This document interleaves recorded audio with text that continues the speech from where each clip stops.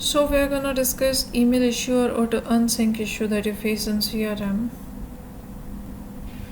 Here you have an option of email integration and tracking in your profile, so you do have to connect, and from here you have to use your email ID that is working for the domain, like for the CRM. So here I'm working on jungleworks.com domain, so I'm using it.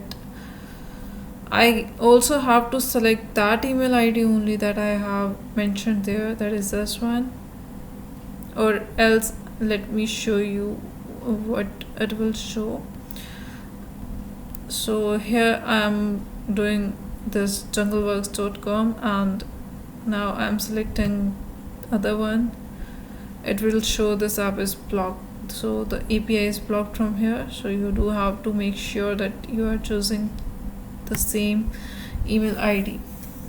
You have to just allow it, and here you go, it is connected. And in the email section you have your all the emails. You can start your email journey and all, whatever you want to do.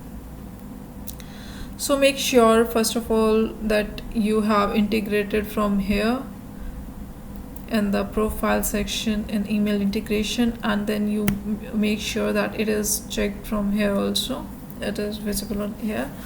And if it is not visible here, there will be option like, let me show you, it will show there is a problem, and you can connect your account from here also. It will take you to that same. And do make sure that you are not opening multiple CRM tabs. You just have to open at most 2 tabs of CRM, and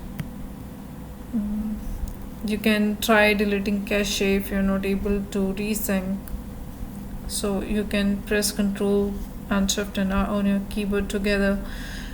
So yeah, that's it.